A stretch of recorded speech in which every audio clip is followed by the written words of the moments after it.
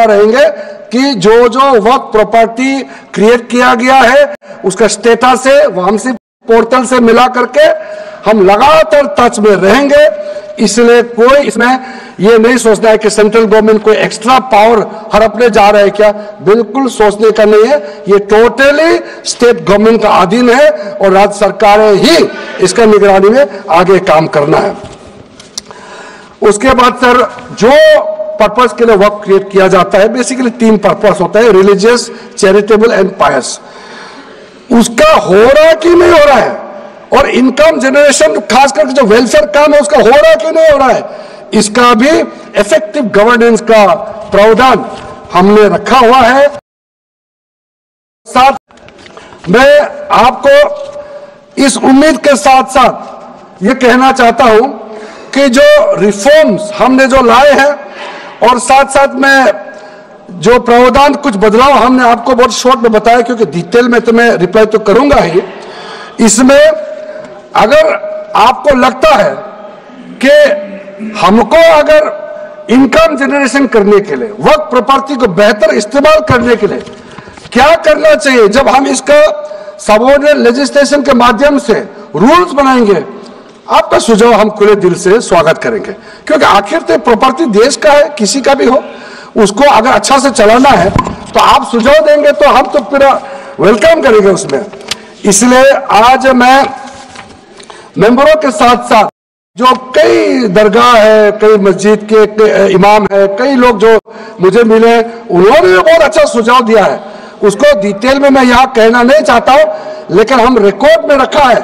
कई अच्छे अच्छे सुझाव हमारे पास आए हैं, वो भी हमने नोट करके रखा है। एक इंपॉर्टेंट पॉइंट को मैं अब आपके सामने में रखना चाहता हूं। ये जो हमने एक डेफिनेशन में जो बदलाव लाया है, इस डेफिनेशन में बदलाव का सबसे बड़ा मतलब यह है कि मुसलमानों में भी जो वक्फ के अंदर में अपना प्रॉपर्टी, वक्फ प्रॉपर्टी इस वक्फ बोर्ड के प्रावधान से गवर्न करना चाहते हैं, मोस्ट वेलकम है। अगर वो ट्रस्ट के माध्यम से अपना प्रॉपर्टी का अलग तरीके से वक्फ करना, वो चलाना चाहता है, मैनेज करना चाहता है, उसके लिए भी छूट दिया गया है। तो इसमें जो आप लोग बार बार कहते हैं कि वक्फ बोर्ड में गैर मुसलमान कैसे आ रहा है, इसमें छोटा सा एग्जांपल देना चाहता हूं।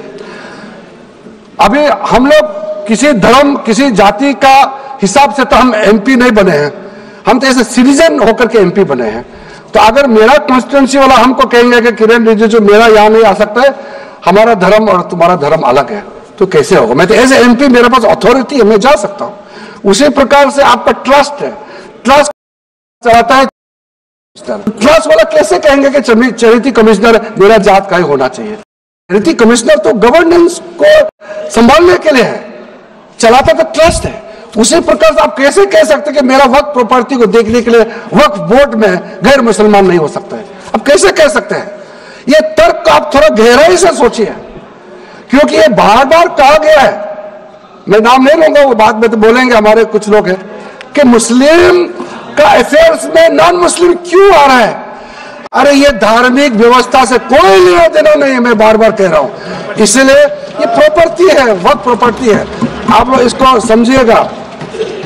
उसके बाद सर ये जो हमने जो 2013 के बाद कुछ बदलाव जो किए हैं, वक्फ बाय यूजर में कुछ लोग ने शंकाएं व्यक्त किया है, कह रहा कि वक्फ बाय यूजर हटाने के बाद अब सरकार जो है मस्जिदें छीन लेंगे, दरगाह छीन लेंगे, मुसलमानों का प्रॉपर्टी छीन लेंगे, ऐसे बोलते हुए मैंने सुना है।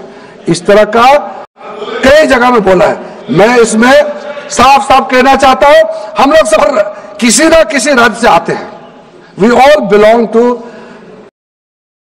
ए part of our country, we are together, we may belong to different states and union territories, we are all Indian. ये अथॉरिटी राज्य सरकार को हमने कैसे दिया? जो प्रॉपर्टी वक्फ यूजर को हम लोगों ने हटाने के बाद यह प्रावधान सुरक्षित किया है, ऑथोराइज किया स्टेट गवर्नमेंट को कि जो प्रॉपर्टी रजिस्टर्ड हो चुके हैं, जब नमाज पढ़ते हैं, रजिस्टर्ड है, डॉक्यूमेंट है, उस पर कोई हस्तक्षेप नहीं होगा। यह कानून प्रोस्पेक्टिव है, रेट्रोस्पेक्टिव नहीं है। ये आप लोग बहुत क्लियर से सुन लीजिए, ये किसी का जमीन छीनने का कानून नहीं है, ये किसी का राइट, किसी का हनन करके उसका प्रॉपर्टी को हड़पने का नहीं है। राज्य सरकारों को अधिकार दिया गया है कि जो ऑलरेडी रजिस्टर्ड है उसका तो कोई डिस्प्यूट नहीं है, लेकिन जो डिस्प्यूटेड है, जो कोर्ट में पेंडिंग है, उसको हम यह कानून बना के कैसे हटा सकते हैं? कोर्ट का पावर को तो हम ले नहीं सकते सर। इसलिए यह बार बार ये लोग माइक बजा बजा करके झूठ 100 बार भी बोलो, कुछ होने वाला नहीं है। सिटीजनशिप अमेंडमेंट बिल जब लाया गया था, वही लोग हैं जिन्होंने कहा था कि सिटीजनशिप अमेंडमेंट बिल पास होकर एक्ट बन जाएगा तो मुसलमानों का हक छिन जाएगा, उनका नागरिकता खत्म हो जाएगा। आज सीए लागू हो गया, बताइए किसी मुसलमान का अधिकार छीना है? किसी मुसलमान का नागरिकता छीना है? बताइए, क्या आप माफी मांगेंगे?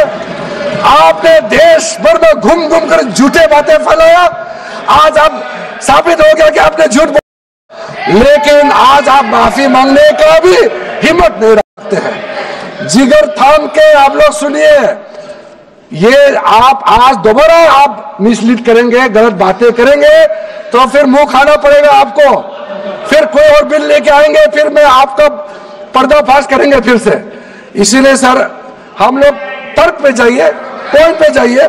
इसलिए दूसरा, महिलाओं के लिए अध्यक्ष महोदय जी, क्योंकि फैमिली में पुरुष महिला सब होते हैं, तो इसमें हमने एक सिंपल प्रावधान रखा है कि एक कोई भी मुसलमान जब वर्क क्रिएट करता है, सबसे पहले उस परिवार में जो महिला का अधिकार है उसको सुरक्षित करके ही आप वर्क क्रिएट कर सकते हैं। नहीं तो पहले ऐसे होता था, वर्क क्रिएट कर दिया, आपका बच्चों का अधिकार खत्म हो गया।